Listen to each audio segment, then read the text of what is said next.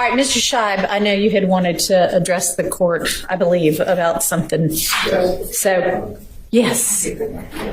Bench conference. If you wanted to be, sure. This doesn't have to be with everybody. Well, yes, it does, as far as I'm concerned. We're not doing that again. It's something personal. Okay. Personal about you? Yeah. Okay. I've been doing this a long time. I've never had anybody do this in one. I'm not going to go over what happened yesterday, but I don't come to the court and lie. This is understand somebody. I'm not going to go over what he said. Said I wasn't truthful about something, and at the doctors, I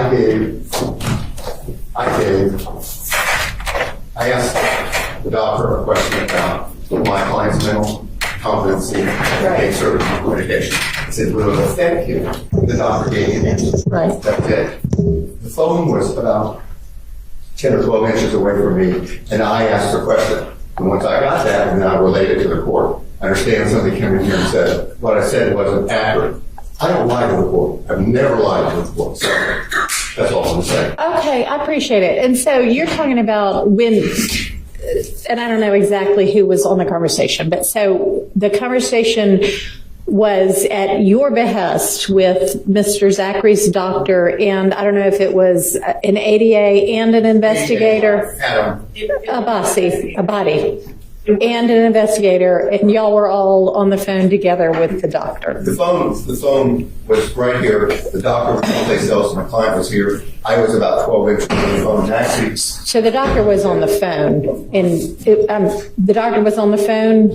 Okay, and you and Mr. Abadi and the investigator were all talking with the doctor. Okay. That was a conversation when I came in the court, I understand.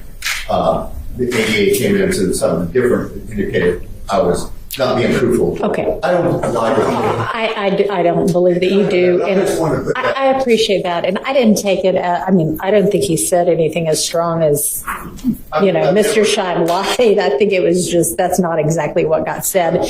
And two people can hear the exact same words and take it two different ways anyway. But I appreciate that. Okay. So that being said, I talked to Zachary about 3 minutes ago. Okay. He's at the hospital. He's had low blood pressure and a blood scenario. They were going to release him today. They didn't. Okay. They're going to maybe release him in the morning. Okay. But he has to meet a criteria for blood pressure and blood problem. Okay. I don't know. So he may be released tomorrow. He may not. I've got 5 courts and 5 different jurisdictions tomorrow. So have you filed a conflict? No. All those are like trial calendars in cases 3 or 4 years old, trafficking and different things. This is, I'm an attorney for a witness. Right. I know. And so I think they take precedent. I'm trying to put this in. I mean, I know. I would be happy to, given the circumstance of your particular client and the request that, he not be held anywhere and that he get this over as soon as he possibly can. I am happy to communicate with the courts if you'll let me know and see if they can. Pipe and have one here.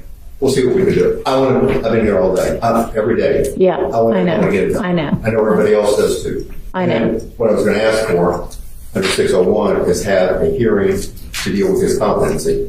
I think it would be something short as to mental competency because he is on drugs. He is on Dilaudid. And so under 601, the court... Well, I don't know what he's going to be on when he gets released. Can't breathe without, he's a painkiller. He's on Dilaudid. Okay, lots of people, and I don't mean to interrupt you, but lots of people can take and do take painkillers every day, and depending upon what it is and the amount and what have you, it treats the pain. It doesn't necessarily make them incompetent or unable to do things. So, I mean, if I am presented with something that makes me believe that there is an actual issue as to his competency, then certainly I can entertain that. But that can only be from him testifying, number one, to that issue. And the other issue, he doesn't recall, this is 10 years ago. Well, he may or may not, and he'll just have to say that on the stand. I mean, And then also we deal with the scenario of immunity. We want transactional immunity. Well, that's something between you and the state. You can order him up there. I'm not arguing about that, but he's not going to testify unless he gets immunity. Because he was an unindicted co-conspirator in reference to this stuff, and he did prison time. Have you talked to the state about any of this? If I may, Mr. Schieb has talked to me, and what he has said has nothing to do with concerns about a legal exposure. What he has said has to do with fear and not fear. It has to do with fear and his client's desire to not testify. Period. You see, I didn't know until yesterday. Excuse me, can y'all use the microphones? Yeah, just walk back to the podium. You'll only be 3 feet further away, and then they can hear. I'm sorry.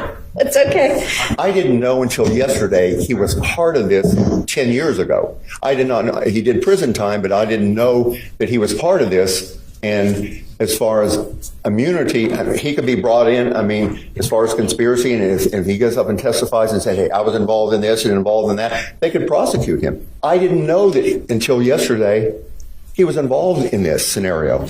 Okay, I don't quite know what you mean by he was involved in this scenario, but He did time for some of these acts involved in this. well, he certainly can't be prosecuted for anything he's already done time for. I mean, that's double jeopardy. Well, I don't know if, as far as conspiracy to commit murder and everything, I don't know what he was prosecuted for entirely. I just found out, and the family has told me more today. I thought I was getting involved in I'm fine on it, getting involved in a scenario where I was going to help him, give him information, whether testify or not testify. Right. But it turned out to be, and that's fine. I like this. It's a lot more to it. So I have to protect him. I understand. So, I mean, Judge, I don't have any problem doing that, but I just do want to make the record very clear for a couple of things. I don't believe that Mr. Schieb has, and I don't think that the court entertained it, so it may be worth nothing. But the competency Mr. Schieb doesn't have, I don't believe, maybe I'm wrong, standing to assert regarding competency, a hearing regarding competency as far as this person as a witness. But second, given I don't know what all Mr. Schieb knew, but given the given the communication between Mr. Zachary's father and our office, right. I don't know how, and given what I was told, not yesterday, but I think day before yesterday, regarding what Mr. Zachary would and would not do and why, I don't know that I don't know how that there was no knowledge of what his involvement in this was. There was specific commentary, and I'm not saying that. I don't know either. But I mean, Mr. Schieb's right. Based on the way this case has been indicted, even, I mean, the RICO count seems to be something that if the state wanted to, they could indict anybody on who had any involvement in any of the crimes, even if they've already been, I mean, I don't know, that, you know, at least be indicted. Whether it would hold up or not, I don't know. But so, Your Honor, as in as much as there is a concern, I assume that there is a concern regarding Mr. Zachary, I don't know, implicating himself in something that he could get indicted for. We don't have any problem asking the court to compel his testimony pursuant to the same statute that we have had to compel others. We don't have any problem doing that. all right, well, it sounds like y'all might need to get some sort of an agreement in place between yourself and Mr. Schieb.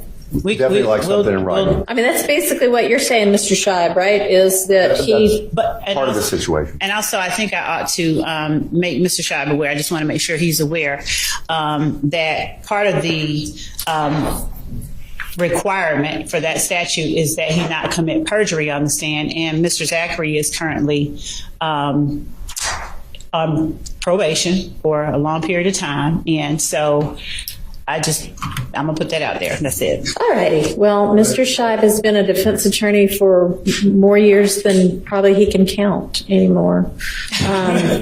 and a good one, and a highly experienced one, and so he'll be able to advise his client as to all of the, potential drawbacks and dangers and what have you of such an It's not agreement. a easy, clear-cut scenario. We're going to wade through some things. Okay. Okay, so Thank you. we'll draft up that document. Okay, but considering that it sounds like it may be as early as tomorrow morning, I don't know. We'll have that. Doesn't sound like anybody knows yet. It's a developing kind of thing about when he might be released, but y'all need to get on that. So we'll have that drafted this afternoon for All right. Mr. Schieb to review. And Mr. Schieb, if you want to communicate with my office about wherever we might need to be able to talk to other courts Right. about your presence I here. have a simple way of doing it. If you issue an order me back into your court tomorrow, that'll. You know what? If you want to draft one up, I will sign will. it. Okay, I that'll will. be We'll great. send it over And to do you in a you? couple hours. Great. You've got all of the addresses, right? Okay. I'll see you tomorrow. Thank you. All right. We need anything else from Mr. Schieb? Anybody? I don't need anything from him. If the court would indulge me what I asked right before he came in, because I have the next week. Okay.